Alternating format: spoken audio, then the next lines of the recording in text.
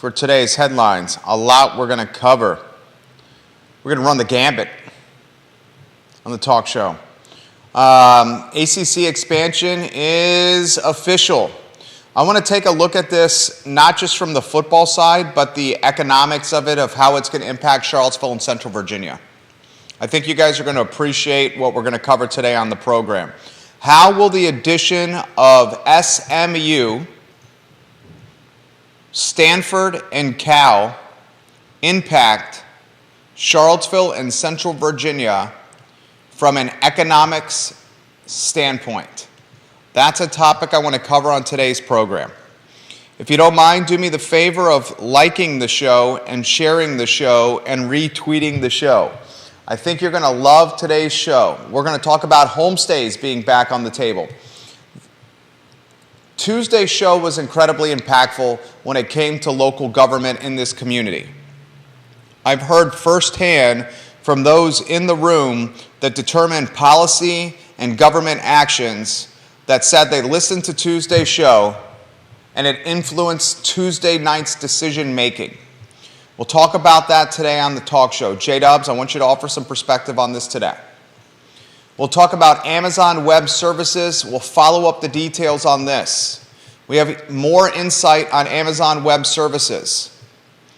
I touched base with the county to confirm Amazon Web Services and the $11 billion investment is going to translate into hundreds of new jobs. And Amazon Web Services is going to be one of the largest private sector employees in the county. I want to talk a little bit more about that today. I also want to highlight on today's program some fantastic developments when it comes to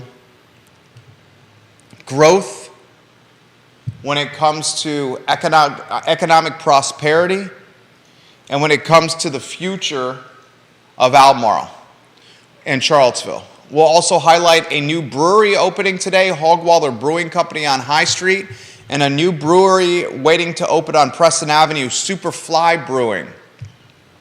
Eventually, do you ask, when does the category get saturated? All those topics and more on the I Love Seville show. Johnny Ornalis, thank you for sharing the show. We love you, Johnny Ornalis. Viewers and listeners, look at the screen for the topics we'll cover today. This is going to be a dynamic program. Judah Wickower, you got the mic ready to rock and roll? Fantastic. Can't wait to hear your thoughts on some of these topics there, J-Dubs. You've become a valued contributor to the talk show, J-Dubs. We are ready to rock and roll when you are, J-Dubs.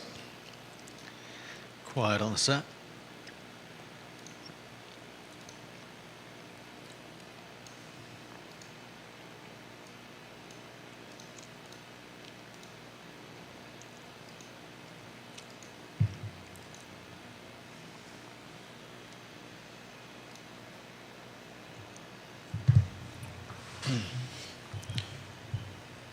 Good Friday afternoon, guys. I'm Jerry Miller, and this is the I Love Seville show. It's great to be with you on a Friday afternoon. We are live on the first day of September, Judah, 2023, in our studio in downtown Charlottesville on Market Street. Today's program is going to be the 2023 version of Charlottesville and Central Virginia's newspaper. You take a newspaper with a front page, a sports section, a politics section, a lifestyle section, an entertainment section, a sports section, which I already said, and you'll see what we're trying to do. We're trying to recreate the newspaper, but do it in a way where legacy media is not doing it. It's no longer done with $50 paywalls and newspapers delivered through the postal service to your driveway. How it's done today is news on smartphones through video and audio content published and streamed through social media channels where we all live within and spend our time upon. If you don't know this yet, I think you're going to be surprised by this. The Atlantic Coast Conference and its presidents, Jim Ryan and his colleagues, have voted to expand the conference. Cal, Stanford, and Southern Methodist University are coming to the ACC. I want to talk about this not only from a sports standpoint, but from an economic development standpoint, from an anthropology and sociology standpoint, and from what this is going to do to you and I in our future moving forward within the region, Central Virginia, and within the jurisdictions, Albemarle County and Charlottesville, Virginia. We're going to talk Amazon Web Services. I let you know yesterday an $11 billion with a B investment into Louisa County. I touched base with two supervisors in Louisa County, including, well, I won't say their names. You may have seen one of them on this program in the past. Amazon Web Services is going to be one of the largest private sector employers in Louisa, with hundreds of new jobs to be created.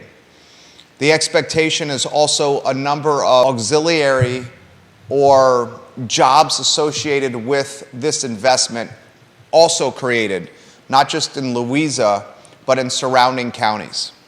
I'll let you know what I'm hearing from those who approved this, who encouraged this, who fostered this business development. On today's program, I want to talk about the impact of the I Love CVille show. On Tuesday, I explained to all that were watching and listening to our Fine and Fair talk show that banning homestays, short-term rentals, and Airbnbs within the city was a terrible idea. Then on Tuesday night, the planning commissioners and the councilors who watched the program decided we were right. And now homestays, short-term rentals, and Airbnbs are back on the table, albeit in more policed fashion. On today's talk show, we're going to talk about Hogwaller Brewing Company opening on High Street. Today's their first day, Judah. We'll talk about Superfly Brewing opening on the near horizon on Preston next to Shenandoah Joe's. I'm excited for these entrepreneurs, these business folks, and their commitment to craft beer. There's no bigger fan of craft beer in this community than yours truly. I love Three Notch, I love Star Hill, I love South Street, I love Random Row, I love Decipher, I love Blue Mountain, I love Pro Renata. Heck, we had the Pro Renata guys and we championed their success on Wednesday's show. I'm excited for the future of craft beer. I also asked the question, when do too many breweries start having a detrimental impact on the industry in totality? I want to take a look at the University of Tennessee and the University of Virginia, a contest that will be nationally televised on ABC. The Vols are a 28-point favorite. If you go to ESPN.com right now, you will see that the University of Virginia is in the lead slot, Judah. The lead slot of ESPN.com, one of the most trafficked websites in the world. ESPN is covering the return to football and how the team will navigate the emotional collateral damage of 3 of its players shot and killed last year by a former student athlete. Warrior AG, I'm going to get to your tweet. In fact, Warrior AG, I'm going to retweet it and say, read this. Love you, Warrior AG. You're going to love this show. I want to weave Judah Wickower into the mix on a 2-shot. I sincerely mean he's become a valuable component to this program. Ginny Who, thank you for the retweet. We're very grateful for you as well, Ginny Who. Let's get to the topic, the lead of the show. This would be on the front page of the newspaper, and we're the 2023 version of the newspaper here for Central Virginia. This would be above the fold. The Atlantic Coast Conference, UVA President Jim Ryan, and his colleagues within the ACC have voted to expand the Atlantic Coast Conference by adding 3 teams: Stanford, Cal, and Southern Methodist University. This will bring the ACC to 18 members. 17 of them will play football full-time in the league. The additions are in all sports and will begin in the 2024-2025 school year. The vote was a tight one. The ACC needed 12 of 15 votes to expand the league.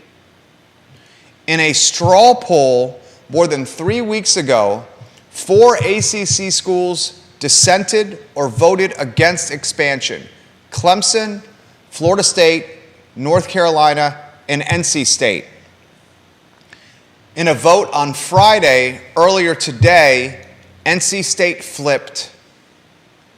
NC State and the Wolfpack were one of the schools that said, no, we don't want to expand the league 3 weeks ago. And today, NC State said, yes, let's expand the conference. And by the Wolfpack out of Raleigh changing their minds, the ACC is now an 18-member conference. It is now bi-coastal, with Stanford and Cal, obviously in the state of California. It now includes the Dallas, Texas market with Southern Methodist University. And perhaps most importantly, it reinforces and fortifies the ACC as a Power 5 conference for years, if not decades to come.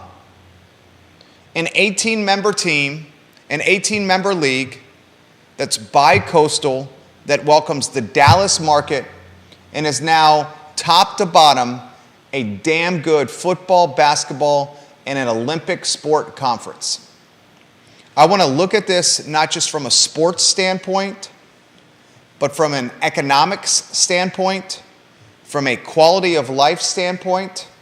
I want to look at this from what this will do to housing prices. I want to look at this from a layman's, from an insider, from an aficionado, from an average Joe and average Sally standpoint. One of the best parts of having Judah Wickower, and if you want to go to the two-shot here, within the talk show is a valued perspective. You and I are into two very different things. Our hobbies and interests are very different. I'm big into sports. I'm big into entrepreneurship, business, and real estate.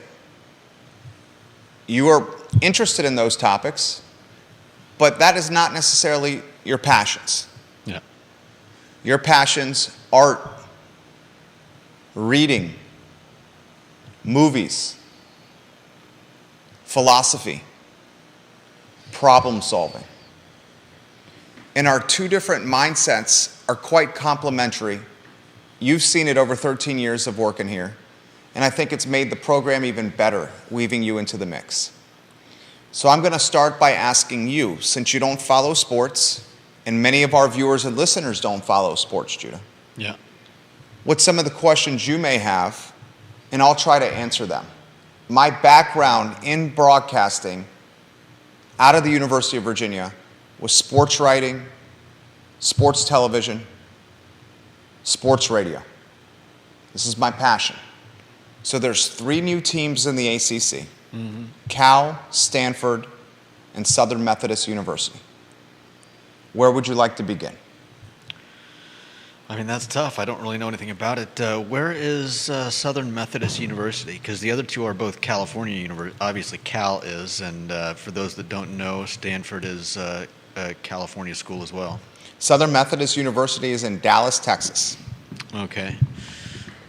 I mean, the big question, I would think, for anyone out there who's also not a sports geek, why should we care?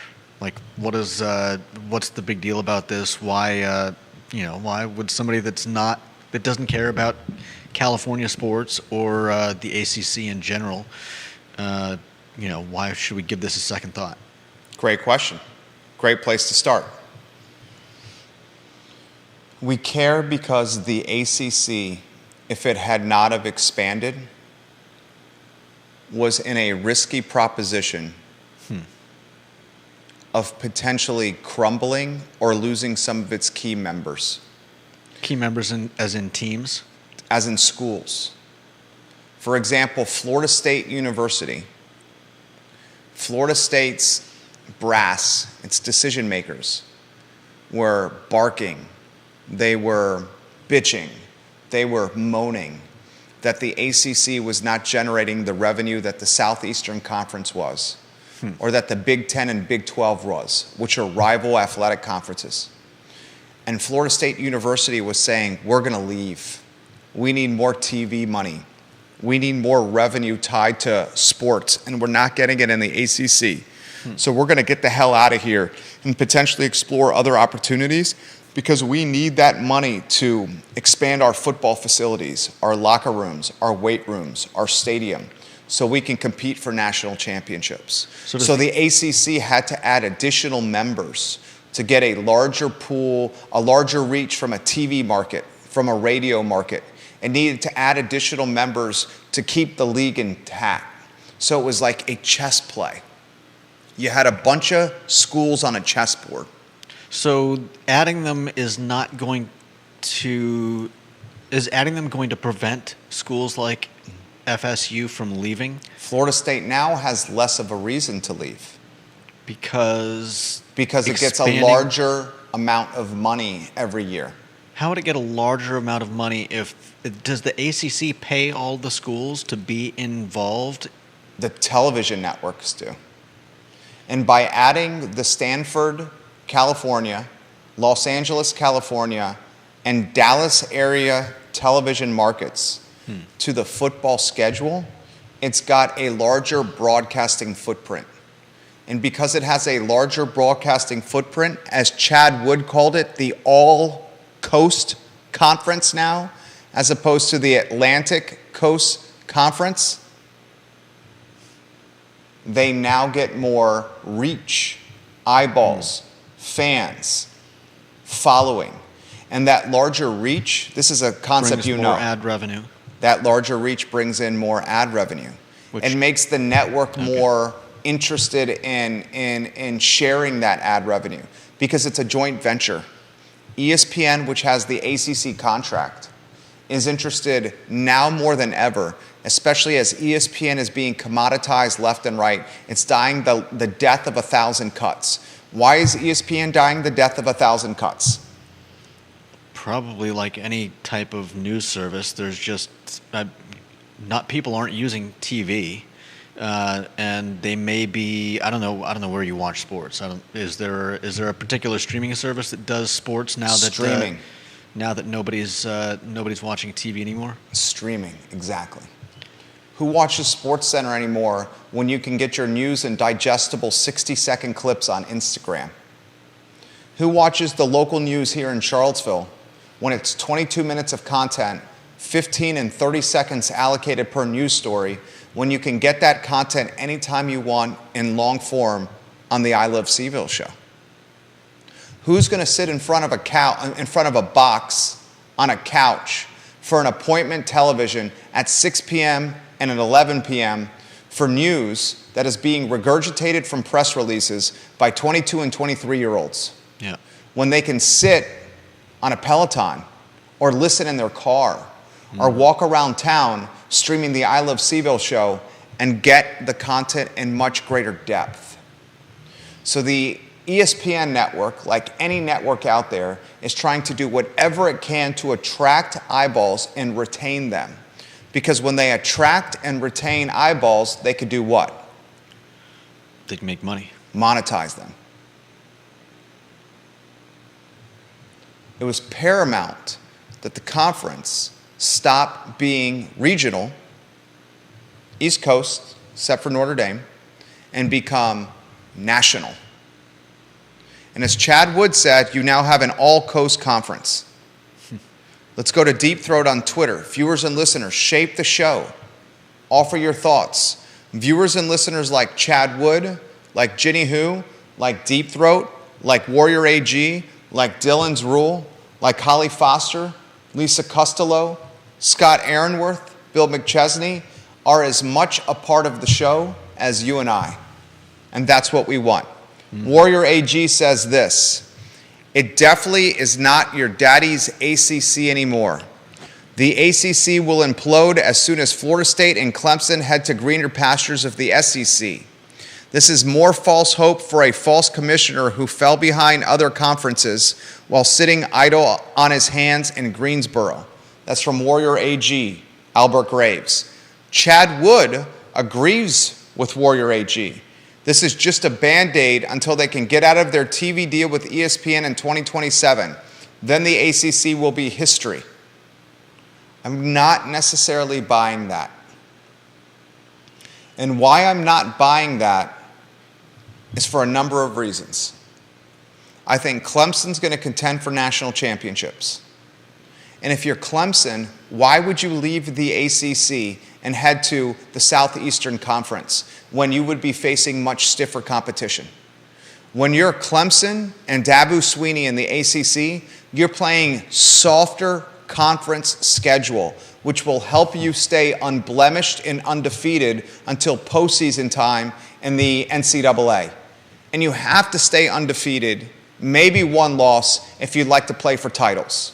Clemson's path to a national championship is much easier in the ACC than it would be in the SEC.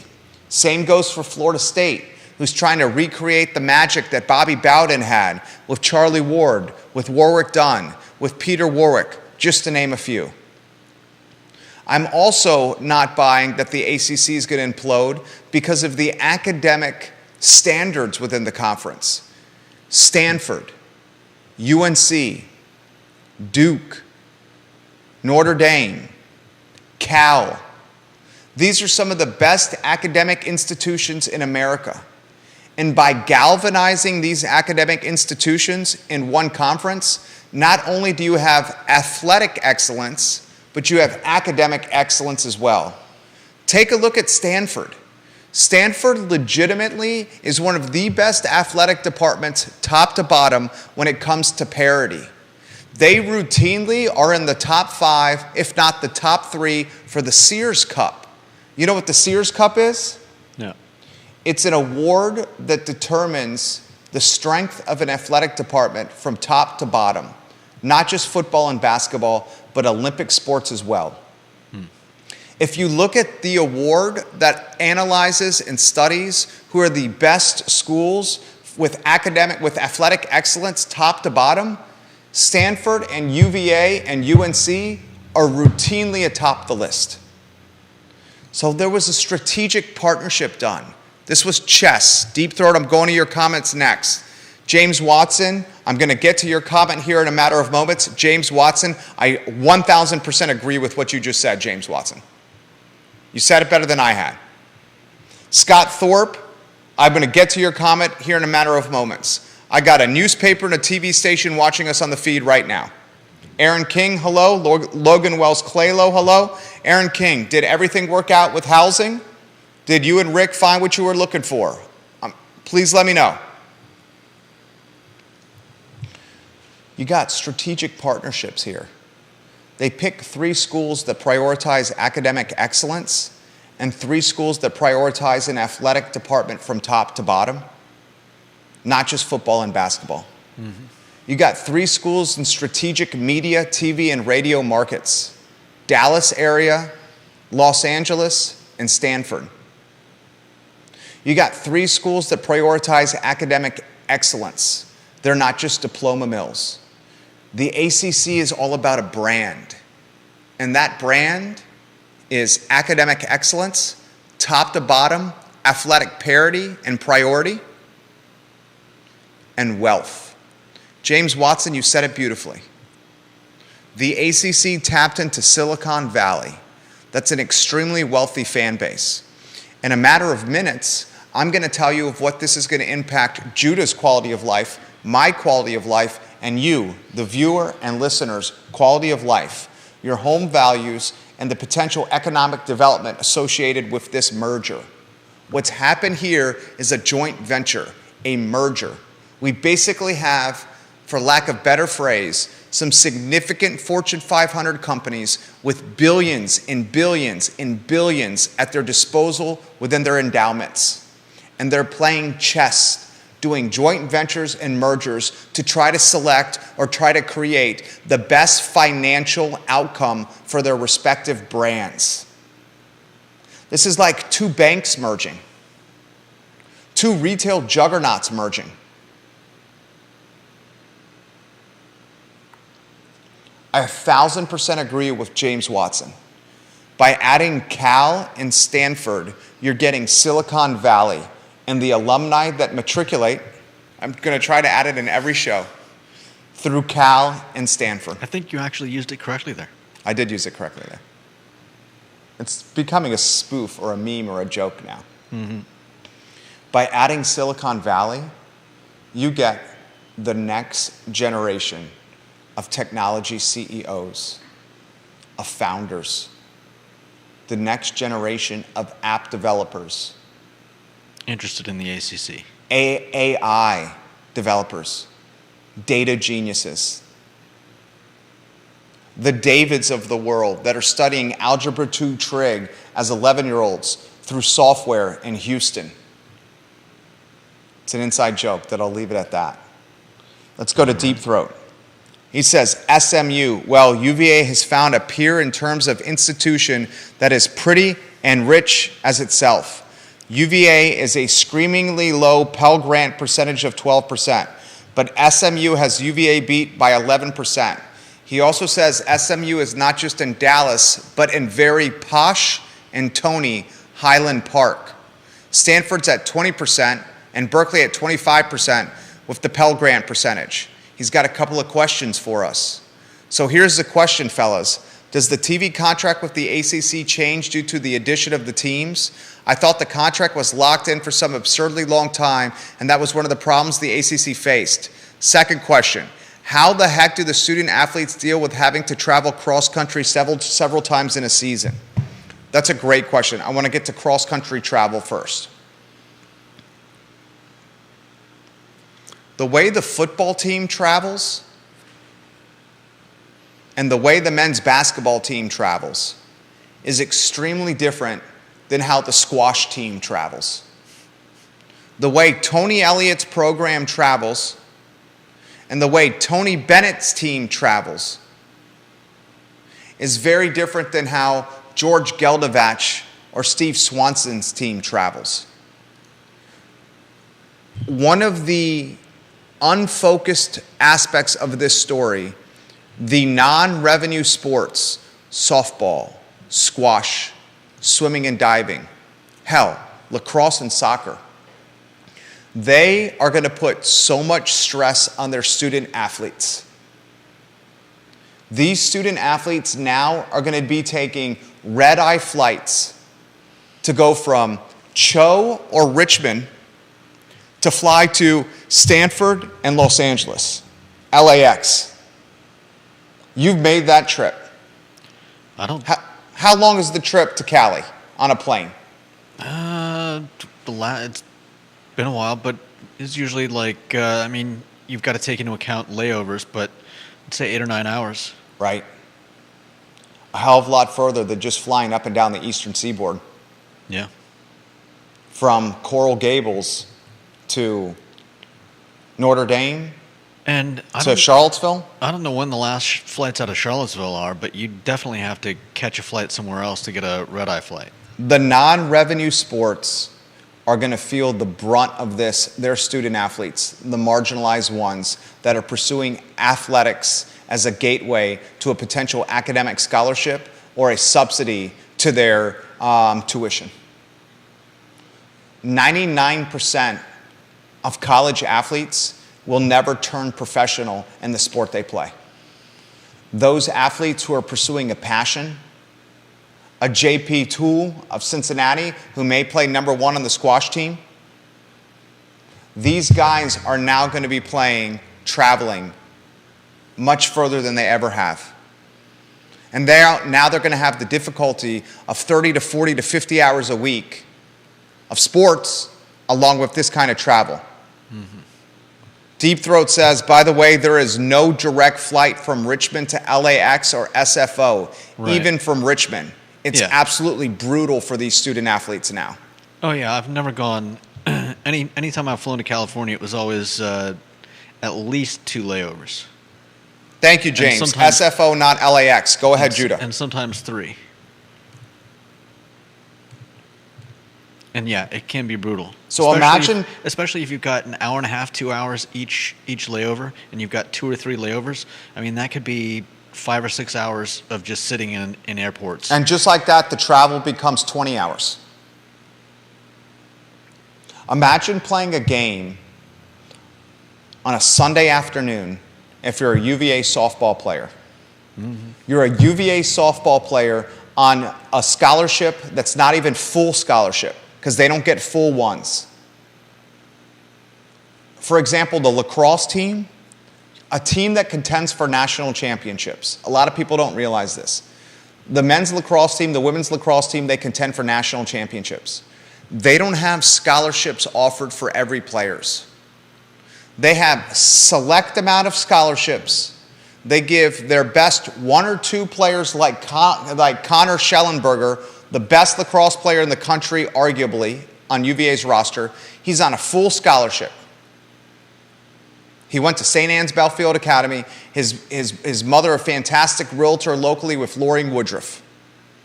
He's on a full ride. 90% of the other guys, 95% of the other guys on the roster are on a sliver or partial scholarship.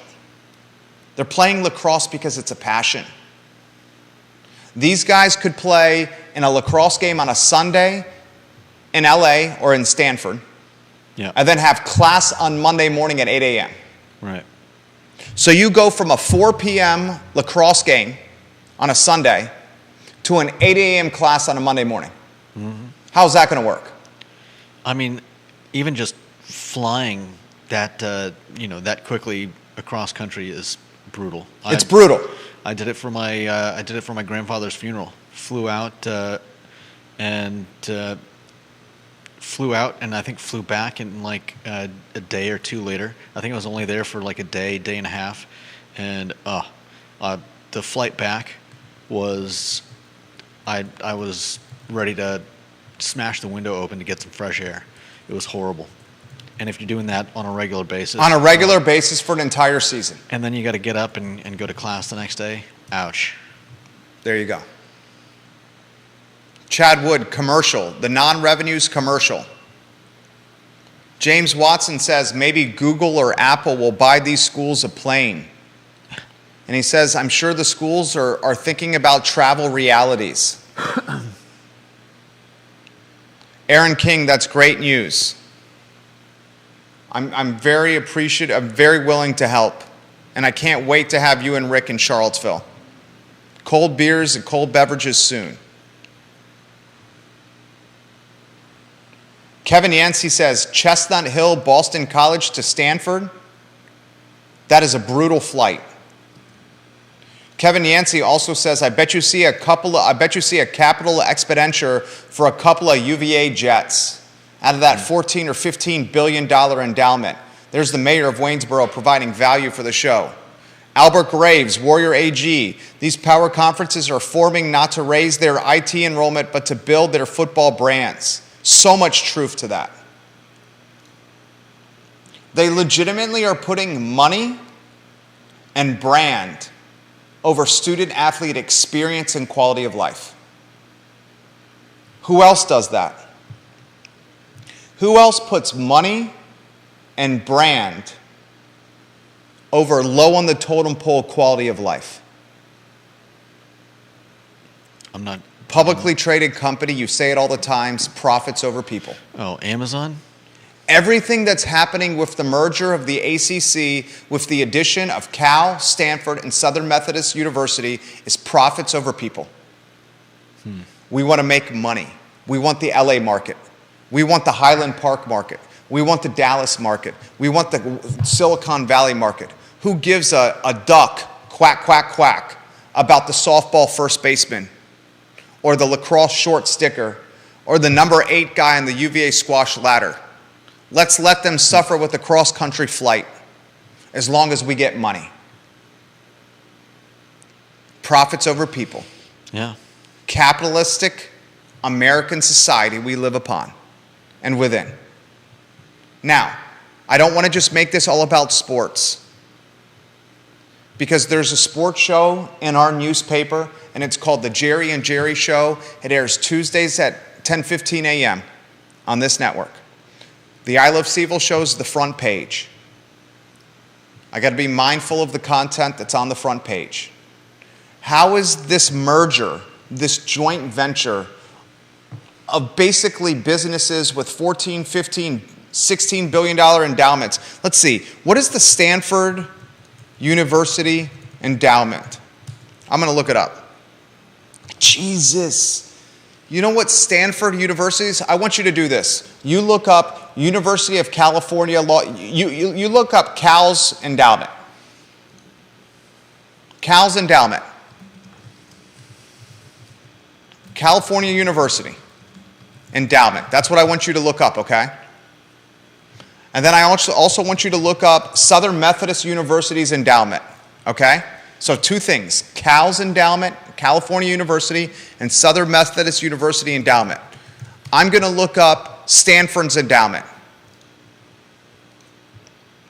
Stanford's endowment, ladies and gentlemen, boys and girls, viewers and listeners of all shapes and sizes, is $36.3 billion with a B dollars. That's as of August 31st of last year.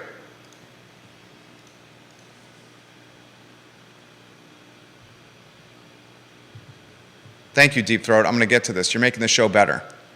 Stanford's endowment, $36.3 billion, Judah. Deep Throat says SMU's endowment is $2 billion, and he's actually presented to the SMU Endowment Board. There's a viewer and listener of this talk show that has presented before the Endowment Board of SMU. What's Cal's endowment? Did you find that? Let's see. The general endowment pool stood at $18.2 billion as of June 30th, 2022. That's what I'm seeing. I'm seeing much higher than that. Yeah, I'm also seeing maybe that's a particular. That's their general endowment pool, but it says total endowment assets were $28 billion as of June 30th, 2022. You see that? Let's see Southern. I also see UC's investment assets closed fiscal year at $152 billion, but that might not be. We got a little bit of clarity there from might Deep. not be in endowment. A little bit of clarity from Deep Throat. That could be all of the UC schools that you're reading. Could be, yeah. My point is this. You're adding super wealthy schools to the mix. Mm-hmm. So how did these schools get super wealthy? By graduating people that go on to become super wealthy and give lots of money to the school. Okay, take it a step further. These schools are graduating super wealthy people that give money to the school. Yeah. These super wealthy people that give money to the school, take it a step further, what happens next? They're giving money to the school, so they clearly support the school. If they support the school, what may they do? I don't know. They may travel to support the school that they give money to. Okay. If they travel to support the school they give money to, these super wealthy folks, and they travel and visit Charlottesville, what may they see?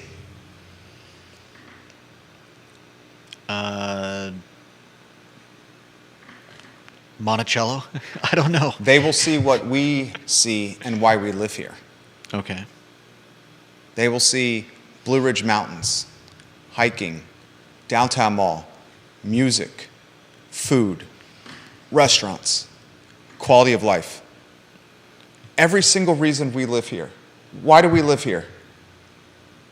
We have a city in Charlottesville that is cosmopolitan and has world-class amenities.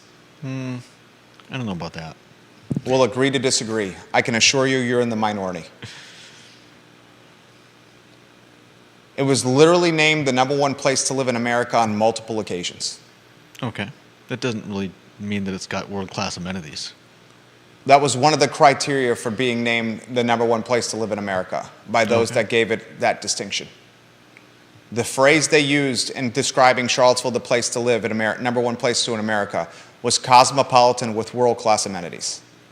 And they highlighted breweries, vineyards, wineries, hiking, mountains, restaurants, music. Corn Capshaws turned Charlottesville into one of the best music scenes ever. A few days ago, Bush was playing on the downtown mall. This is Gavin Rossdale? Gavin Rossdale, after finishing a show and being absolutely sweaty, was seen on the downtown mall boozing. That's red light management and Corn Capshaw's impact. Dave Matthews Band's going to play a couple shows here. Who hasn't seen Kenny Chesney play here?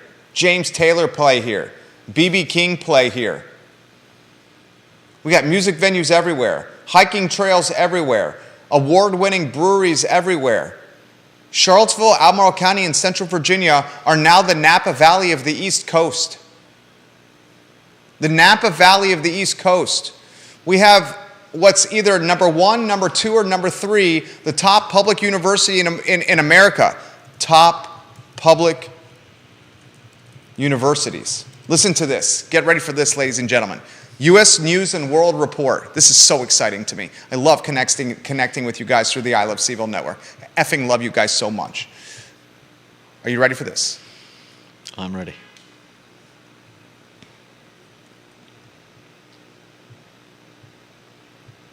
Top public universities in America. University of California, Berkeley, now in the ACC. That's number 1. 2022-2023 U.S. News World Report. Top public university in America, according to the Bible that ranks these schools. Number 1 is in the ACC. Number 2 is UCLA. Number 3 is University of Michigan. Number 4 is the University of Virginia here in Charlottesville. 2 of the top 4 public universities in America are in the All-Coast Conference. That's 4. 5 is Florida. 6 is Chapel Hill. 3 of the top 6 public universities, top in America, are in the ACC. 3 of the top 6. Okay. Then you have, God, a lot of people don't realize this. William & Mary's in the top 10. I'll give you the top 10 right here. William & Mary's in Williamsburg. UCal Berkeley, ACC 1. UCLA is 2. University of Michigan is 3. UVA is 4, so that's 2 of 4. Write down 2 of 4. 2 of 4. University of Florida, Gainesville is 5. UNC Chapel Hill is 6. Write down 3 of 6. 3 of 6. University of California, Santa Barbara is 7. University of California, Irvine is 8. University of California, San Diego is 9. University of California, Davis is 10. University of Texas, Austin is 11. University of Wisconsin is 12. University of Illinois, Urbana is 13. William & Mary, is 14th. William & Mary is 14th. Georgia Tech is 15th. So what number was the last that I told you? 3 of 6? They have 4 of the top 15 in the ACC. Who does? The ACC has 4 of the top 15 top public universities in America. Okay. Ohio State is 16, Georgia 17, Purdue 18, FSU is 19.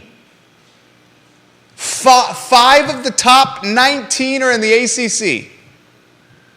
You have the best and brightest and smartest and soon to be wealthiest, most influential, and most powerful students out of 5 of the top 19 universities graduating, matriculating out of these schools. I think matriculating is joining. They are going to then come to Charlottesville for game days. And they are going to see what we see. And a portion of them are going to make this their home. Not a large majority, but some. You're also going to have these 3 schools bringing their fan bases on many different game days, not just football and basketball. Remember, I told you these schools have academic and athletic parity across the board. This is going to fill up hotel rooms. This is going to put butts in the seats in restaurants, butts in the seats at music venues, sell widgets off shelves. Glasses of Merlot and Pinot Noir will be pounded. The academic, athletic, financial impact of this is at levels of significance I don't think we truly understand.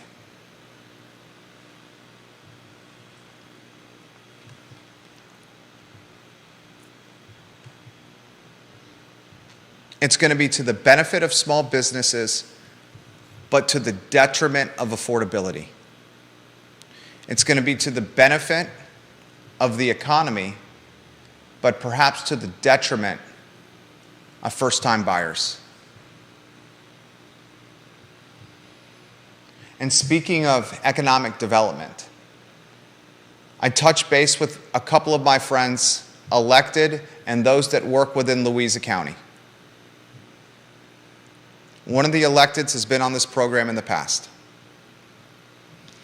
Amazon Web Services, confirmed by within local government of Louisa, will become one of the largest private sector employers in the county with hundreds of new jobs created.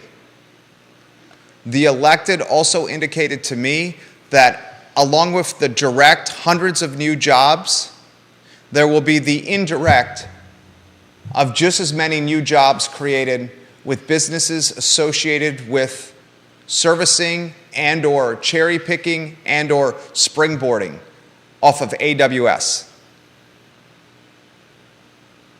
The elected I spoke with said, we don't necessarily expect these folks to live in the county, nor do we necessarily expect them to spend their money in the county.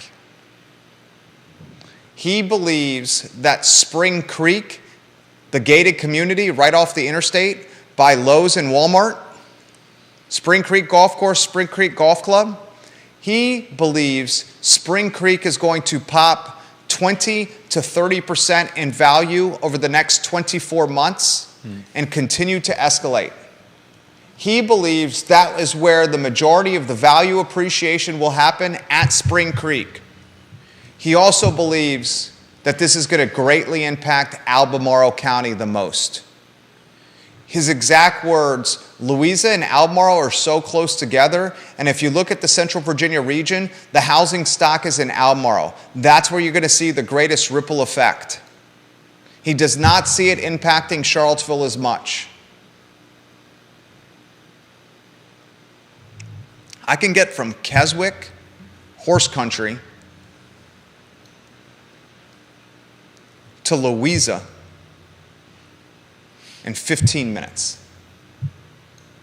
I can get from Keswick, horse country, the area of sensibility and reasonability, to Louisa County in less than 15 minutes. Albemarle County is going to see the greatest impact. Spring Creek is going to see significant impact. The largest aggregation of housing in Louisa is Spring Creek. Think about what has happened in Central Virginia in the last 5 to 6 months alone, okay, J-Dubs? In the last 5 to 6 months alone. Geez Louise. How about we just talk about what's happened in Central Virginia since May? Since May. Ladies and gentlemen, are you ready for this? Since May of this year, we have seen Albemarle County,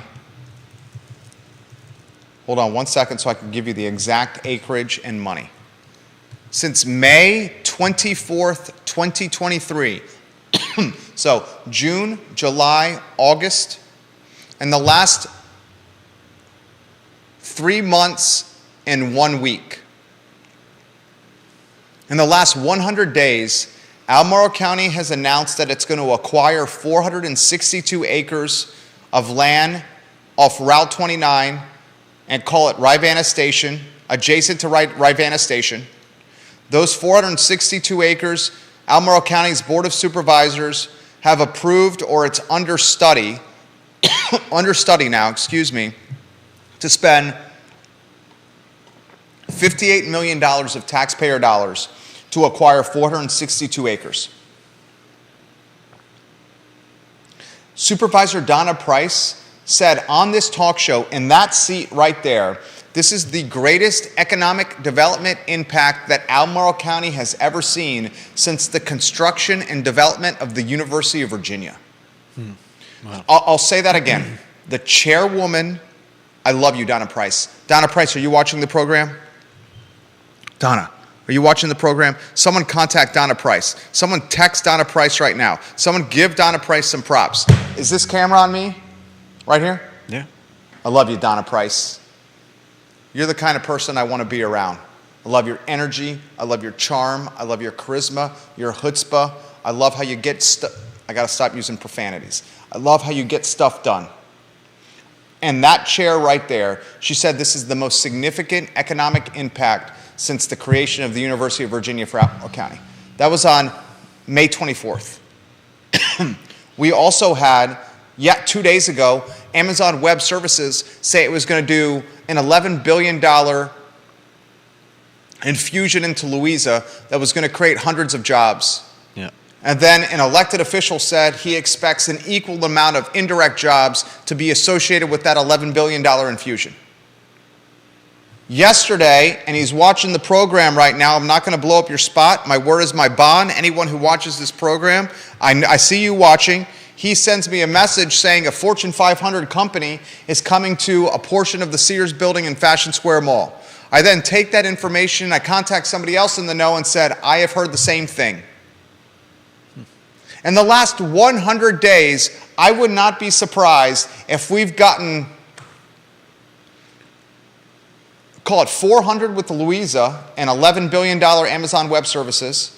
I don't know how many jobs are going to be created from this 462 acres at $58 million, but Donna Price said it was the greatest economic impact since the creation of the University of Virginia, and she's not one to exaggerate. Now a Fortune 500 company coming to Fashion Square Mall, and we haven't even talked about Paul Manning Biotech, $100 million donation, and Joffrey Woodruff's Data Science School, $180 million kick from Joffrey to the University of Virginia.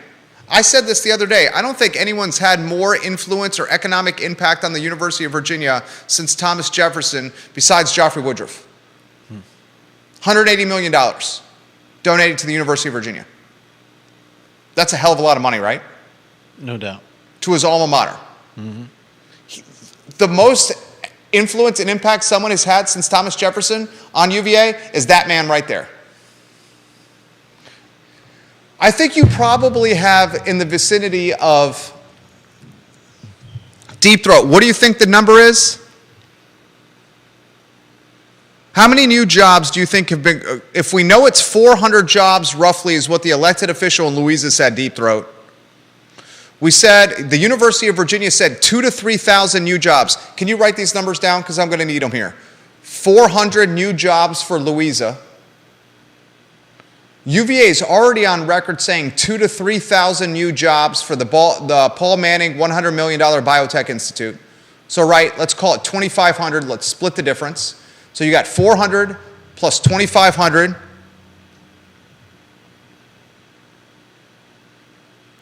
How many at Rivanna Station? How many new jobs do you think are going to come from Rivanna Station? Anyone? Why don't we just do a conservative number? We know that the defense sector has a $1.2 billion with a B yearly economic impact. And we know retired Colonel Letty Behan, who sent me the nicest thank you card. Can you go to the studio camera real quick?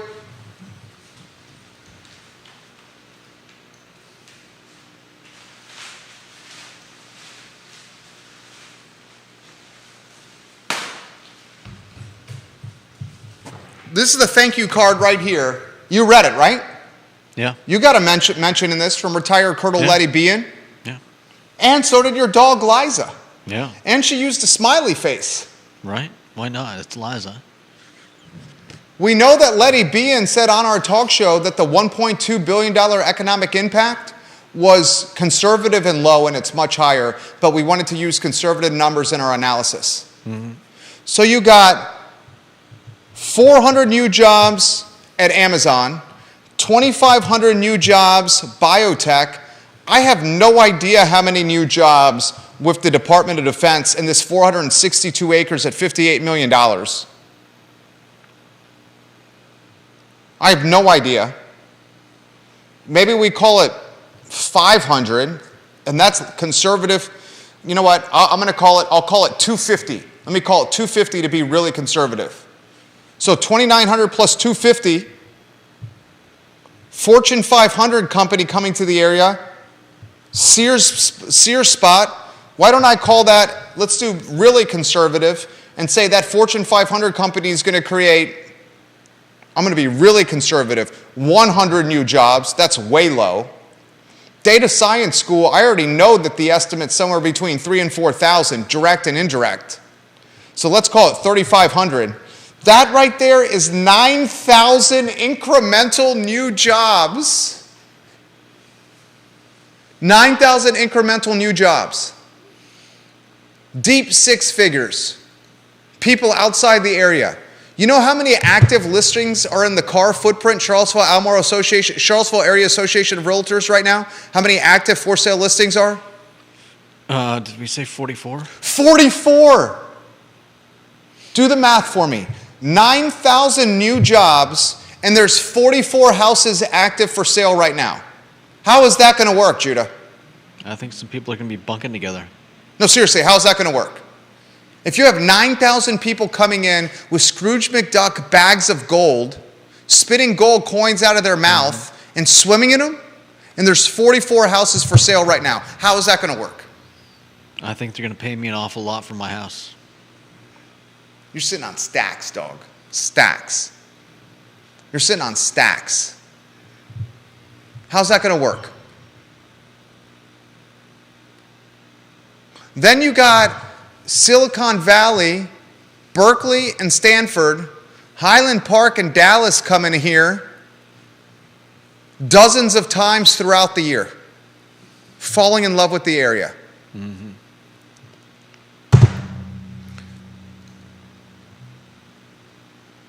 You are looking at Charlottesville and Albemarle County becoming a hybrid of Silicon Valley meets Austin, Texas. Silicon Valley meets Austin, Texas meets Greenwich, Connecticut. If you want to figure out what Charlottesville and Albemarle County are going to be, it's Silicon Valley had sex with Austin, Texas, had sex with Greenwich, Connecticut, and birthed a child. And that child's named Charlottesville and Albemarle.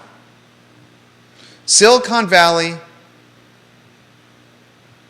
Austin, Texas, and Greenwich, Connecticut had a menage a trois and birthed 2 children and decided to name those children Charlottesville and Albemarle. There you go. That's what just happened.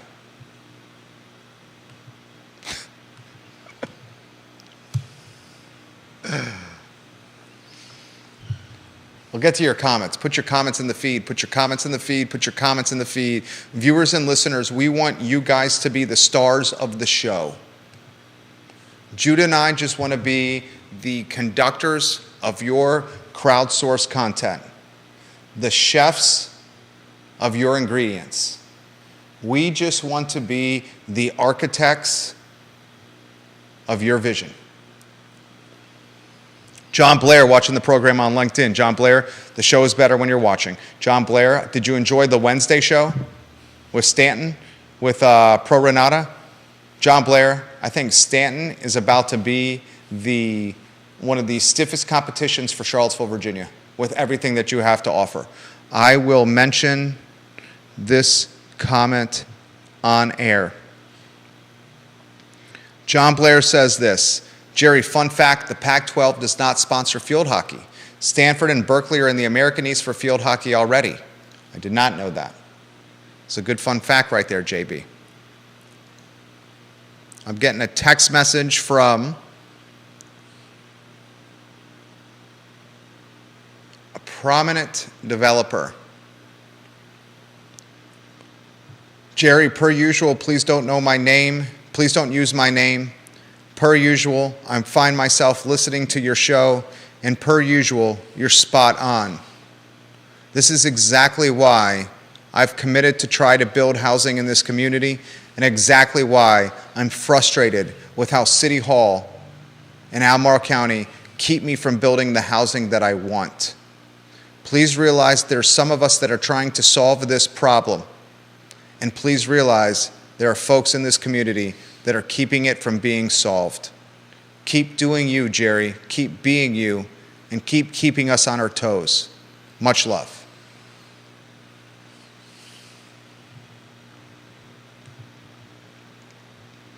Carly Wagner has got some comments. When Carly comments, I listen. She says there's 32 acres in Reedy Creek. Is that Pretty Creek? Are you talking Reedy Creek or Pretty Creek? Might be a typo. Is there a Reedy Creek around here? There might be a Reedy Creek. Is there a Reedy Creek, Judah? Or is it Pretty Creek? I don't know. Do you mean Pretty or Reedy? Reedy or Pretty?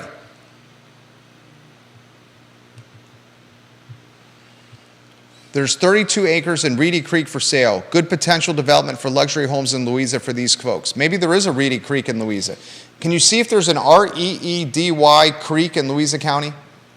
I'm learning from Carly. Carly's in real estate and she's an engineer. Is there an R-E-E?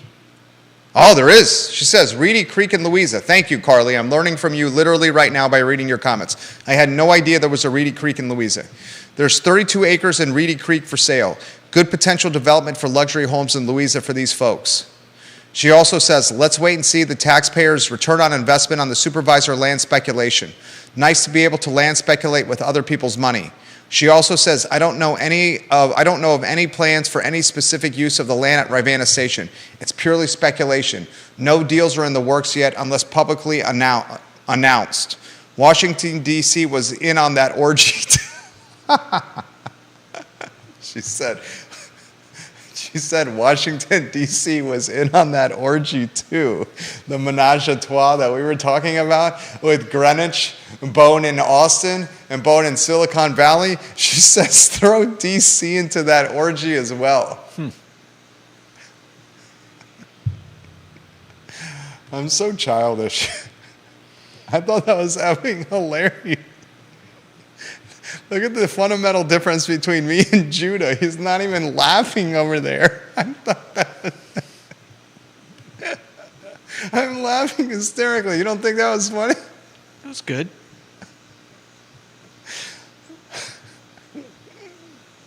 I'm crying right now.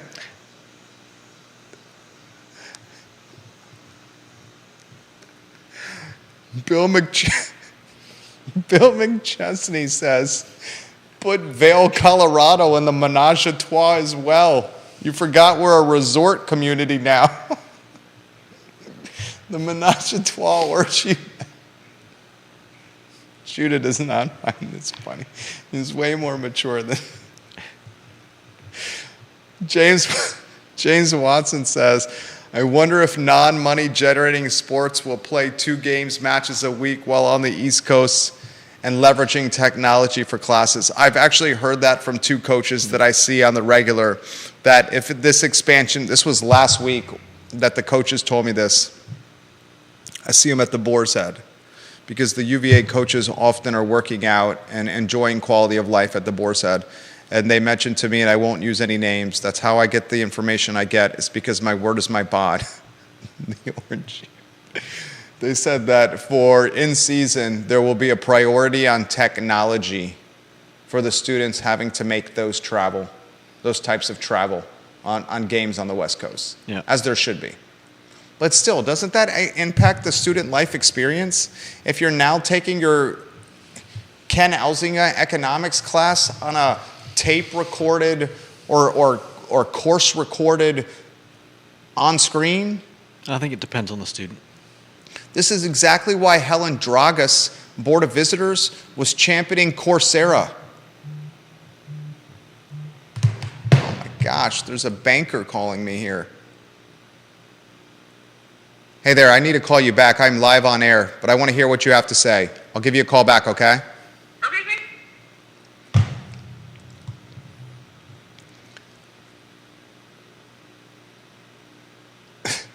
Kevin Higgins and Chad Wood are talking about the Golden Corral in the comments section. Oh, what a surprise.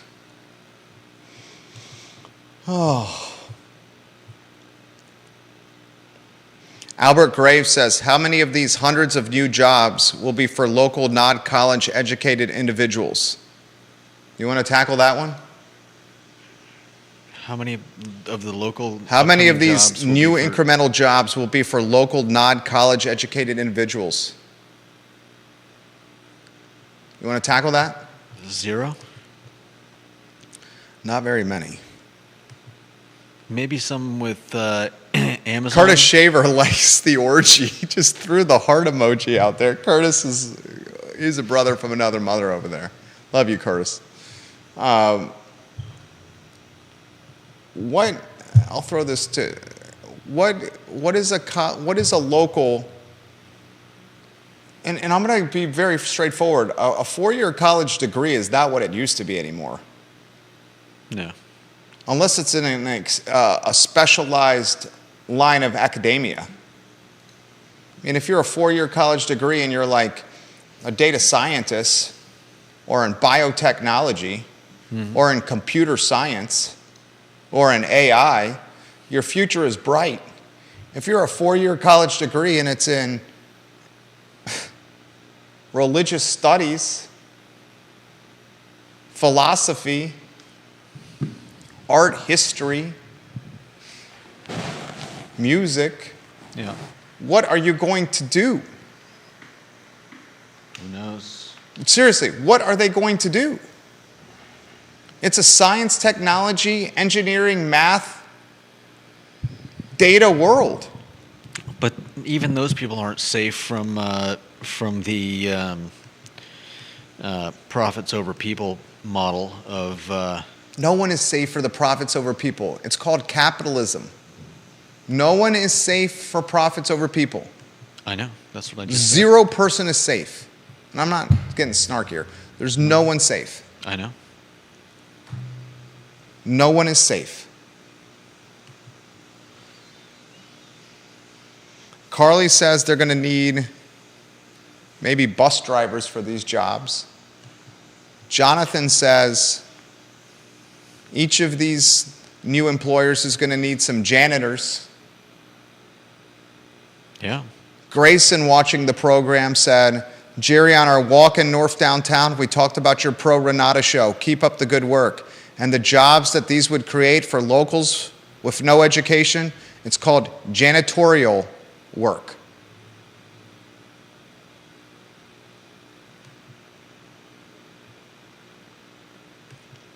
Brian Klein, watching the program. All these will be out-of-market hires that further gentrify this community. You've been right all along, Jerry. Neil Williamson, president of the Free Enterprise Forum. A small employer recently told me a 4-year degree is important to prove you're trainable. A 4-year degree is important to prove you're trainable. So the 4-year degree has now become a rite of passage for training and not for the academia that you study. The 4-year degree shows that you were able to do this rite of passage into adulthood. And if you can make it from start to finish, then you're malleable and moldable into whatever position they want. Okay. I would take somebody that is, Carly Wagner says, childcare and the construction workers and trades will be needed for these businesses that come to market. Yeah. That's a strong comment. Chad Wood says on a different Facebook page, maybe this isn't the area where we talk about buses and bus drivers. Because we have a massive bus driver shortage. Chad Wood. You don't think this stuff is, you don't think it's funny? All right. Albert Graves says, but you were talking just yesterday that the blue-collar worker will migrate to the valley and beyond and leave Charlottesville in the rear-view mirror. And no matter how ritzy Seville gets, the city will still need blue-collar workers to do the janitor work. But if they can't afford to live there, they can't work here either. There's so much truth to that. So much truth to that. How can a janitor drive from Buckingham or deep in Augusta County to work at the Fortune 500 company at Fashion Square Mall for $29,000 a year?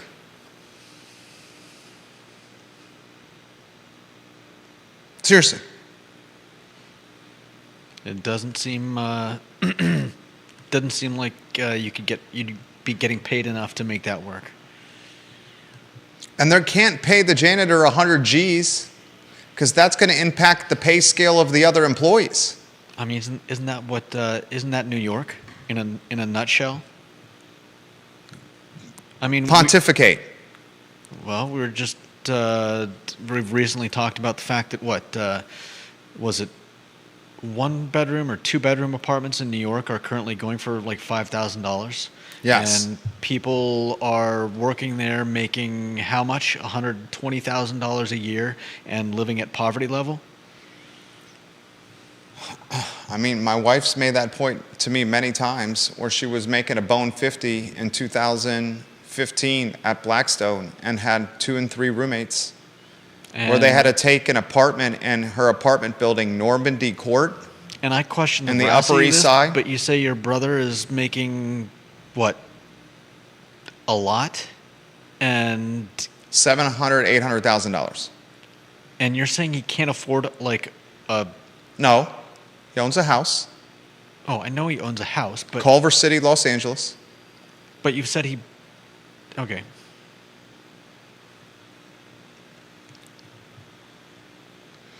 Deep Throat says and this is the kind of stuff that this dude knows, the typical multiplier is somewhere between 1.5 and 1.7 jobs. He thinks that the multiplier effect for Amazon is going to be 1,200 indirect jobs from Amazon. He said not all of those are strictly local, but 1,200 indirect jobs created from this. Mm-hmm. He says, in the truly uber-rich places, the big employers have to provide housing to service workers. Teton Village Resort built a bunch of apartment buildings in the Jackson Hole area. A good example of this is the Snowshoe Ski Resort. I learned this from Scott Morris. Scott Morris said the Snowshoe Ski Resort owns a hotel, and they had to take the hotel offline, and that's where they housed the employees who kept the ski resort working. Yeah. They said we couldn't, the employees, we didn't have housing in the Snowshoe area for the people to keep Snowshoe Ski Resort operational. So we literally had to take the property that we owned, the hotel, and convert it into apartments for our seasonal workforce. Yeah. Maybe that's what happens. Maybe that's how the affordability, there you go, ladies and gentlemen. Don't let government solve the affordability crisis. Let the free enterprise and the private market and the free market solve your affordability crisis. Yeah. You got beef with that? You No. Seem to have beef with that. No, I don't have a beef with that. But saying that it works for a community like a ski resort, where there is a singular purpose to the place, and it's almost like a dorm room. It's like a resort. I mean, it is a resort, but I mean, it's like a Disneyland or something. It is its own entity, and that's very different from what Charlottesville is. So saying that one singular business or entity is going to provide housing for, I don't know. It just doesn't seem. I don't see that happening. Not in Charlottesville. Speaking of Normandy Court, where my wife lived on the Upper East Side while working for Blackstone, Deep Throat said we used to call it Dorm ND Court, as in dorms. Very much so. She told me for affordability purposes, they invited another female to live with them, and they put up a fake wall in the living room to convert that into a bedroom. Yeah. To help for affordability. And it was a wall that was like not an actual wall, so you could hear anything that happened on the other side of the wall. And that's where I was like, no, I don't want to hear anymore. No. There was no time before me, and it would not go all the way to the top. Not that it would matter if it did. Chad Wood says, it's the story of the haves and have-nots. We are almost to all haves and no have-nots. This will certainly add to that, yet government will still yell affordable housing, but I digress. It was 100% a warrant of partitions. 100%. I seen it. I seen it. The longest subway stop was the elevator ride in that building at Dormandy Court. I'll tell her that. Are you watching, sweetheart? Are you watching the show? Let's see if she's watching the program. She watches every single one and then corrects me. Yeah, she's watching. Oh man, it's 1:46. Judah, we've gone an hour and 15 minutes without stopping. We have to get to homestays. I want to talk about the influence that we have on the I Love CVille show. Do you take for granted the I Love CVille show influence? Yes. You take for granted? Daily. Even though it seems to potentially have gotten you a date? I mean, I'm kind of joking. I don't really take it for granted, but go on. On Tuesday, we talked about the collateral damage of the draft zoning ordinance banning homestays, Airbnbs, and short-term rentals altogether. And on Tuesday's show, I highlighted the fact that planning commissioners and city councilors were watching us. On Tuesday night, Planning Commission had a little chitter chatter. Yesterday, Councilor Michael Payne said, quote, if you just had a blanket ban on homestays, Airbnbs, and short-term rentals, then you would be stopping the people who are living in their home and renting out a unit and being able to help afford their mortgage or property taxes or other expenses they may have. Yeah. So up until Tuesday at 12:30 when the I Love CVille show was happening, the Planning Commission and City Council were prepared to ban homestays, Airbnbs, and short-term rentals altogether. Then on Tuesday's show, Judah, myself, with the help of Deep Throat, Carly, and a couple of other people, Vanessa Parkhill, you were in the mix. VP, you watching the program, VP, Queen of Earlysville? You out there, Vanessa? We said on Tuesday's show, here's the collateral damage of banning homestays, Airbnbs, and short-term rentals. The families and individuals living on the financial margin who need the granny flats, the basement apartments, forget ADUs. They're renting out like a room in their house. Yeah. Dude, these people are renting out a room in their house or their basement that may have an exit.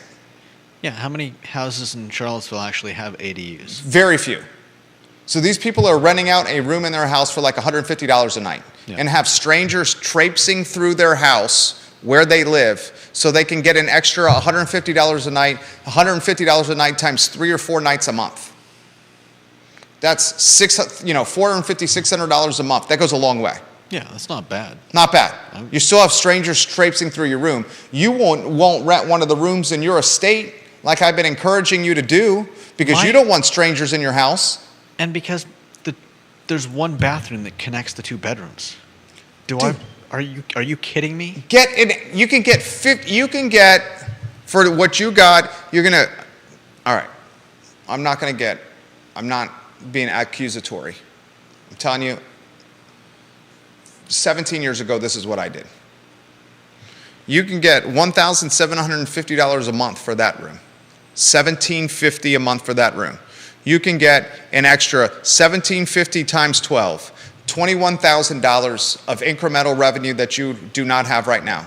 21 grand per year with a 5% escalator every year. 21K with the 5% escalator. You can take, I'm not pretending to call you a sophisticated financial investor. You can take that 21 G's and put it in an index fund or an ETF that I can help you pick out, and you can get a 6 to 8% conservative return on that 21 grand, plus the 5% escalator every single year for raising the rent. This is okay. Within 5 years, you'd have approaching $250,000 for doing nothing. On top of, okay, I'll leave it alone. Yeah. I'll leave it alone. I said on Tuesday's show that if you ban homestays and Airbnbs and short-term rentals, you're going to F people living on the margin.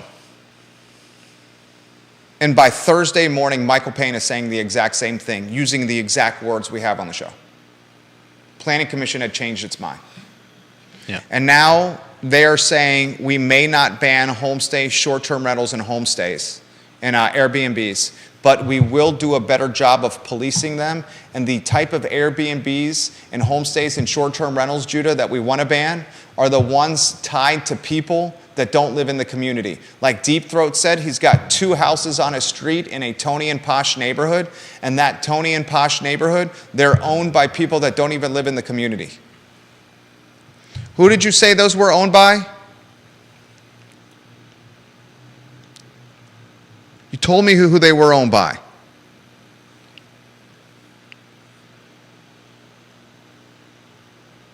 People that don't even live in the state, renting out multi-million-dollar houses. Those are the type of short-term rentals and Airbnbs and homestays that you should ban. Mm-hmm.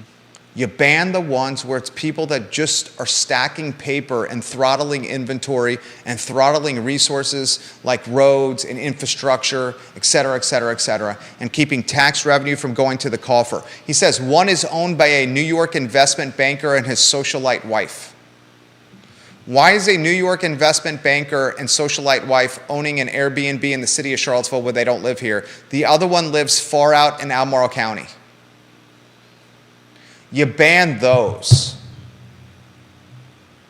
You use the platform he suggested, was it Granicus? Granicus? Something like that. Yeah. Granicus? To police them. You police the Airbnbs and make sure the people actually live there 180 days a year or more. And you say, you know what? You're just doing this to pay your bills. Those are allowed. But you, New York investment banker, and your socialite wife with a lot of Botox, no. You can't do that. Put that house back on the market and help increase supply. There's only 44 units for sale in Carr. I mean, isn't that the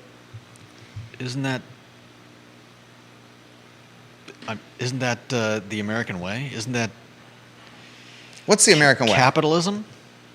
You're saying certain people can't buy homes and then they can't do with them what they want? I'm not saying that I'm against any of that. I completely agree that some of this stuff is egregious, but at the same time,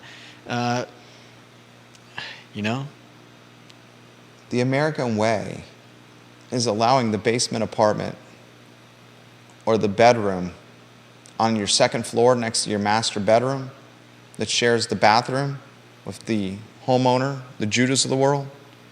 The American way is allowing those men and women to make an extra $450, $600, $800 a month through short-term rentals. If you Airbnb that room, you get $150 a night. And I understand you don't want a stranger living with you at $1,750 a month, but you could probably get 5 bedrooms, 5 nights, and let's do conservative, 5 nights at your casa at that one room at $125 a clip. You can get an extra $625. Yeah. And they're not living there. I understand you still don't want to do that. That's fine. But some people do. The American way and capitalism is not kiboshing that. I didn't say it was. But people that are cheating. How are they cheating? Because it's against the law. It's against the law to own the a house. law legitimately says that you have to live in the house 180 days a year to be able to Airbnb, short-term rental, or homestay. And these folks aren't doing that. All right, well, that's fair. If the law says live there for 180 days and the city is not using a software to police whether the people live there 180 days or not, then maybe it's fool me once, shame on me, fool me twice, shame on you, or whatever it is. But I don't think taking housing out of the for sale ecosystem or for rent ecosystem by putting in the hands of a New York investment banker who wants a mansion when they come down and visit because they graduated from UVA and they want to say, oh, hey, I have a second property. It's off of Rugby. We used to party over here and pound Natty Light. And now we come back here and look at my cool spot. Come over here, friends. That's just like bragging to brag. Okay.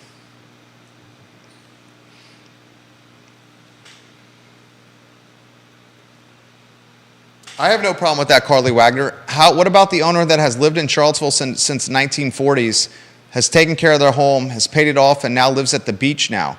I have no problem if they live at the beach as long as they're spending 180 days at their house in Charlottesville. Neil Williamson says, so property rights should be limited by the amount of Botox used. There you go.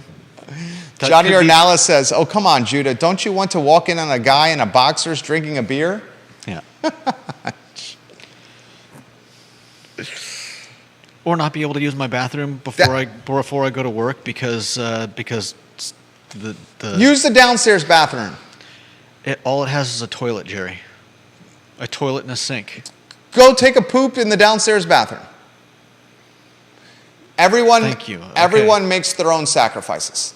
If you want to say no to $250,000 for doing, it's your call. Everyone makes their own sacrifices. Villas at Southern Ridge for 7 years. I had a 3-bedroom, 2-bath crappy condo, and 2 of those bedrooms, and a same setup as yours, I rented to people and had to listen to their fornicating, their gas, their snoring, their nastiness in the bathroom. And you know what? I did it because it generated $1,100 a month in 2008 to 2014 with a 5% escalator every year. And I took that money for the next buyout, for the next property to buy. To each their own.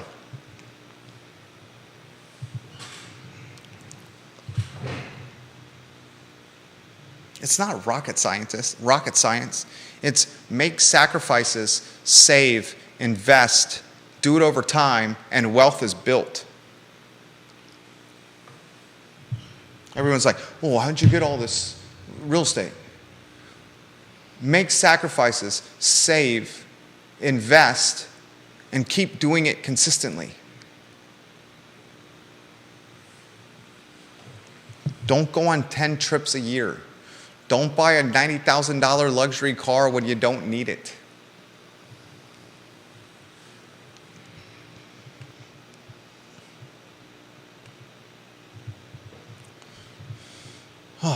So Airbnbs are back on the table. Now Michael Payne and City Council and Planning Commission are going to say, we are going to, oh, is this the Airbnb?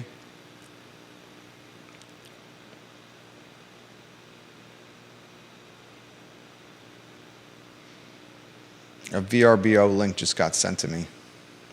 4-bedroom, 3.5 bath, Magnolia Hill. Jeez Louise.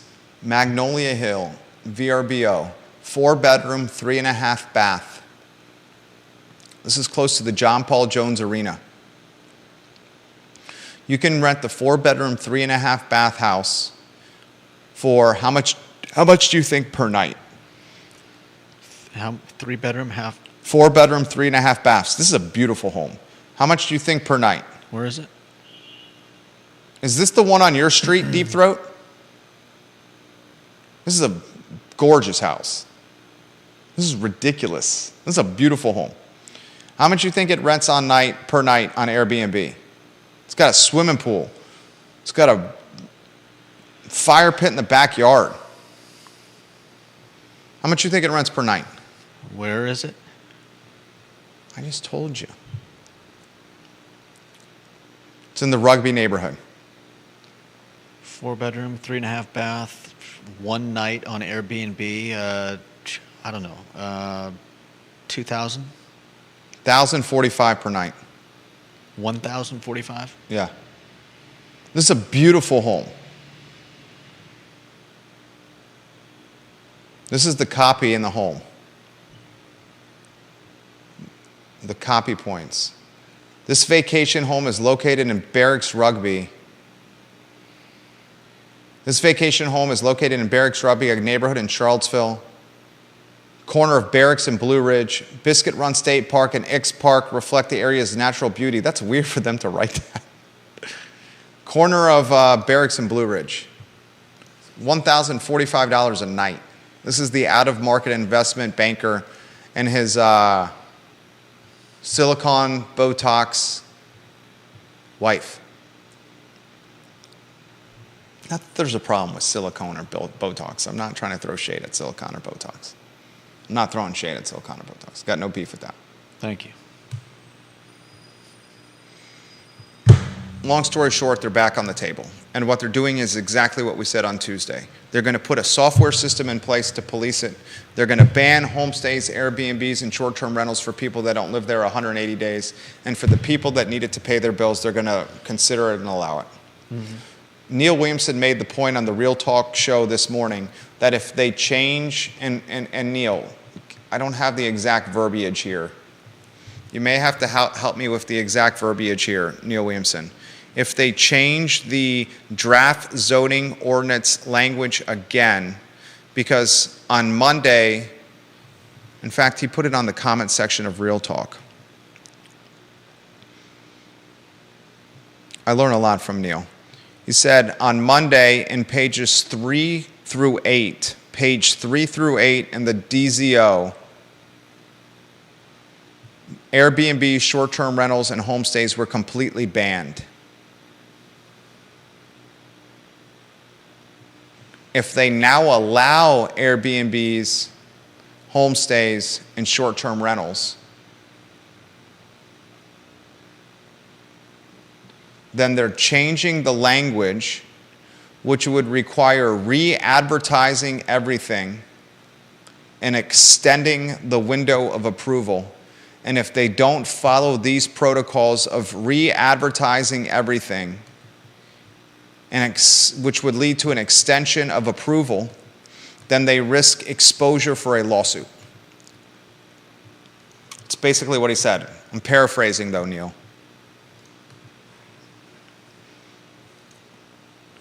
Expect many lawsuits on the DZO.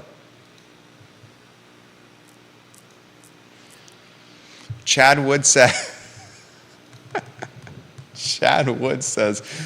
Dave Ramsey and orgies. This show is wild. You guys have a good week. It's PG-13. I have to keep it PG-13. I'm getting chastised by my wife because it goes into the rated R category. I have to keep it PG-13 moving forward. PG-13. All right, 2 other items out of the notebook. It's after 2 o'clock. Good God. All right, I'm sorry. Why didn't you give me a heads up? You seemed like you were on a roll. Thank you. I don't know where you're going, but you were on a roll. Hogwaller Brewing is open today on High Street. With an umlaut like that, it should be pronounced Hogwaller. Those are the 2 dots? Yeah, umlaut. You learned? It's German. There you go. That was nice, Jude. They're opening. What's curious though? I'm. It's technically not Hogwaller. Yeah, well, that is curious. But I was going to say that we were also talking about Superfly. Superfly on Preston Avenue by Shenandoah Joe's. They're not even open yet. They've got a really nice website. You can find out what kind of beers they're going to have. Hogwaller or Hoogwaller has. They've got an Instagram page with 8 posts. I can't find a website. No idea what kind of beer they brew. Well, I have insight on this. This is why you rely on me for this information. Okay. Would you like to know the beers that they have? I have it right here. So why don't you just ask me? So you're saying that anybody that wants to know what beers Hoogwaller is brewing calls you instead of looking for a website? These are the beers that they have on tap. We've become the news. Okay. These are the beers they have on tap. Bingo Lager by Bingo Beer Company. The Dunkel Lager by Von Trapp Brewing Company. Lunch, my Maine Beer Company. Peeper by Maine Beer Company. Oktoberfest Marzen by Polliner Brewing, and Passion Fruit Mosaic by Potter's Craft Cider. Okay. What would be a natural follow-up to that list of beers that I just rattled off? I would like to know what kind of beers some of them are. No. I'd also like to know why all those beers are brewed somewhere else. There's the natural follow-up. And then my response to that is they've had ABC's muddled stuff up. And because the ABC's muddled stuff up, licensing delays and issues with the ABC, it's going to be a month and change before they can have their actual beer on tap.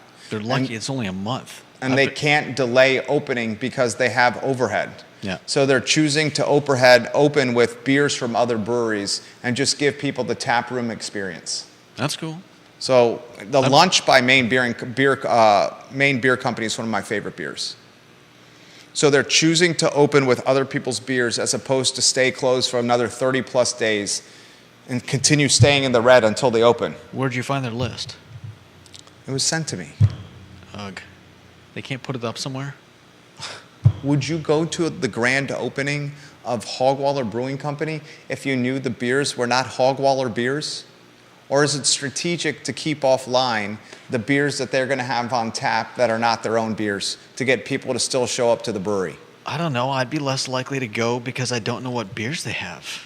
It could be that they Or could is be it one of those a- places that only brews IPAs. Or is it a smoking beers game? Show up, once you're here, it's a captive audience. We'll pour you a beer. Oh, it's not one of ours. $7, please. I mean, I would prefer to know what I'm going there for. I'd like, okay, I'm going to go there and get a brown, or I'm going to go there and get a porter, or I'm going to go there and get an IPA. I'm just, Anyway, we digress. The bigger question We I do have digress. is this. a lot. Linnell on Twitter says, Judas' spare room allows him to host his family so they don't have to get an Airbnb when they visit. Higher price per family? square feet means tighter living spaces. Extended family visitors will need more hotels rentals when they visit Charlottesville. Judas' family lives in Charlottesville, about 4 miles from his house. As the crow flies. As the crow flies. He doesn't need the spare bedroom to house his family. As the crow is His tossed. parents own a massive house in the Not urban a ring. massive house. How many bedrooms they have in there? They've got 3, Besides theirs? 2. 3 total bedrooms? And you got 2 sisters? Yeah. So I think they got a place to stay at your parents' house. That's 4 miles from Judas' house as the crow flies. My point with the brewery thing, and then we really have to go because we actually have to do some work here. You and I you're on the clock right now earning pay, sitting in a chair, talking into a microphone about stuff in Charlottesville. Yes, this is my dream. A lot of people would say they would love this job. Sit in a $400 chair talking about Charlottesville in a microphone. All right. I'm sorry. I apologize. This is my point with the beer. Hogwaller Brewing Company is going to open. It's open today. It's open now. I was going to say, I believe they are open It's today. open right now. Yeah. Superfly Brewery is about to open on Preston Avenue. Mm-hmm.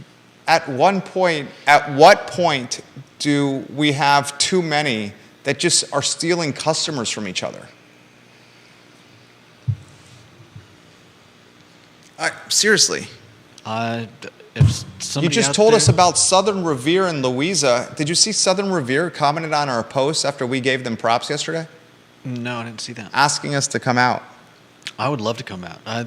And speaking of websites and showing what you've got, I'm excited about some of the beers that they've got.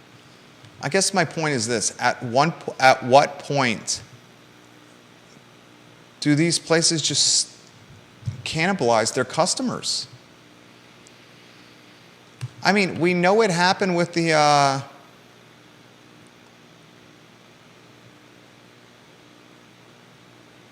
I get what you're saying, and to some extent it's true, but I think there are people that are gonna, pick a place. There are gonna be people that love Blue Mountain Brewery, and they're just gonna, when they want to go to a brewery, they're gonna go to Blue Mountain.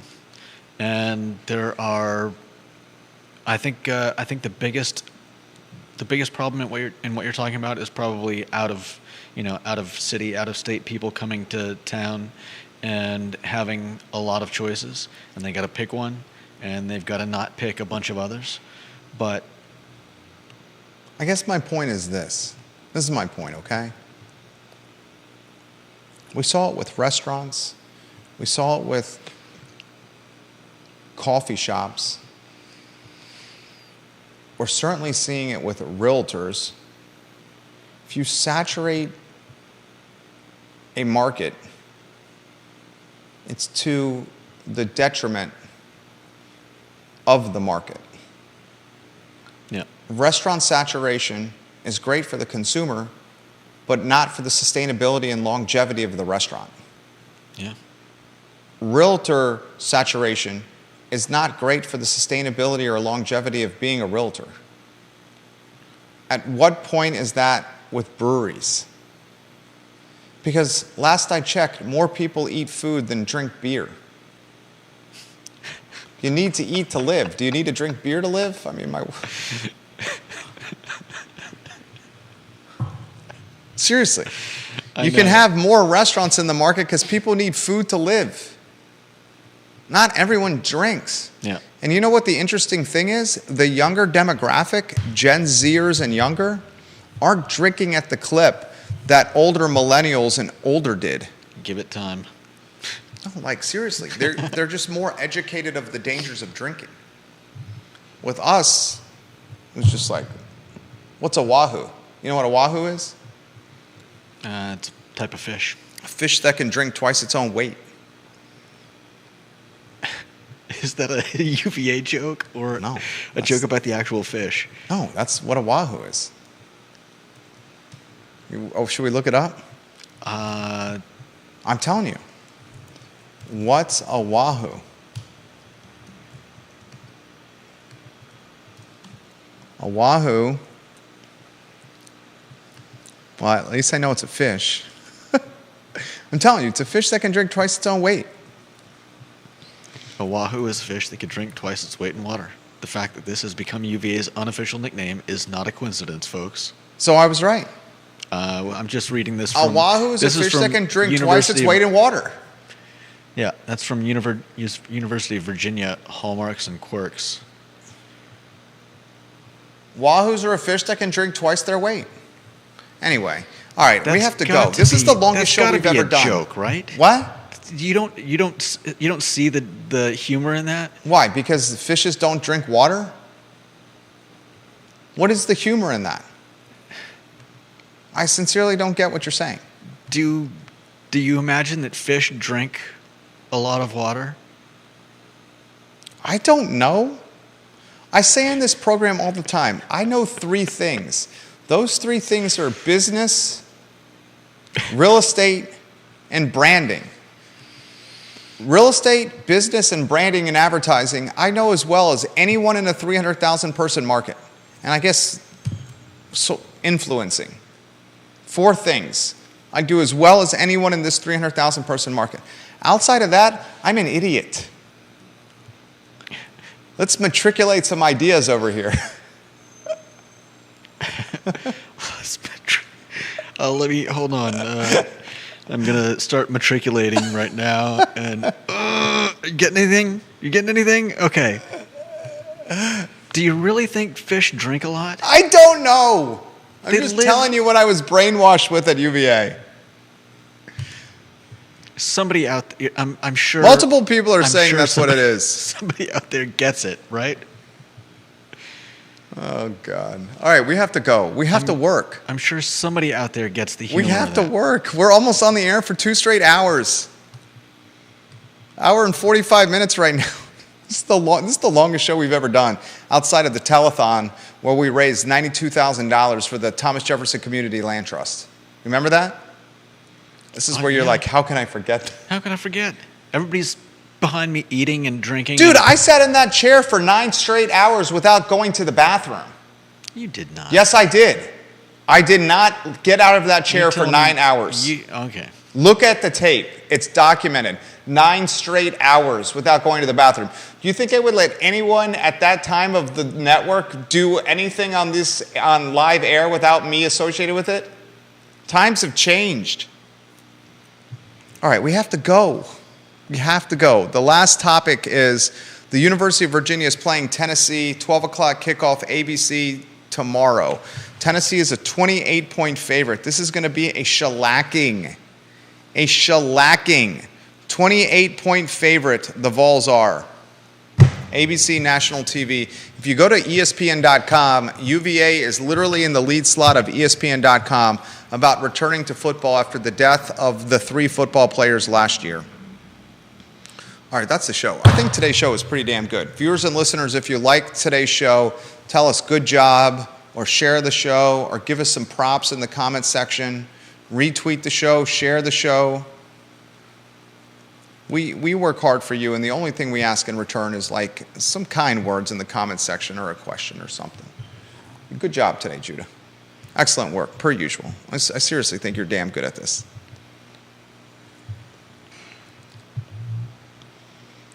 All right, I gotta go. We gotta make some money. For Judah, I'm Jerry. This is the I Love Seville show on a Friday. We are off air on Monday. Monday, you have a 3-day weekend. 3-day weekend for you. I'm gonna actually be in the office for 4 to 5 hours on Monday, sitting over there. This is the life of a business owner. But that's all she wrote. Anything you want to add or close with? I still can't believe that. You're still talking about the Wahoo? It's hilarious. People actually okay. Does everyone out there actually think that fish, need to drink water to stay alive, to stay hydrated? I don't know. If it's not influencing branding, business, or real estate, I don't know. All right. And Bill says I'm not a, what's this word? See what I'm saying about knowing things? Are you going to slide over here? What's that word? You jump into my shot. I steal your shot all the time. Here. Oh, ichthyologist. What is that? An ichthyologist is someone that studies fish. I'm not an ichthyologist. I have no idea. I like to eat shrimp. Or shrimp fish.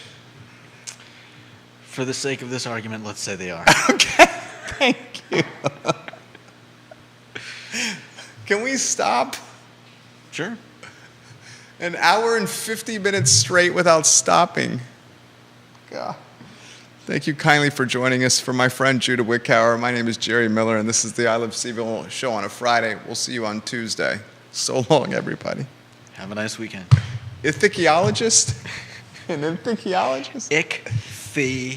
Ichthyologist. Okay. It's like ichthus in the Bible. Thank you.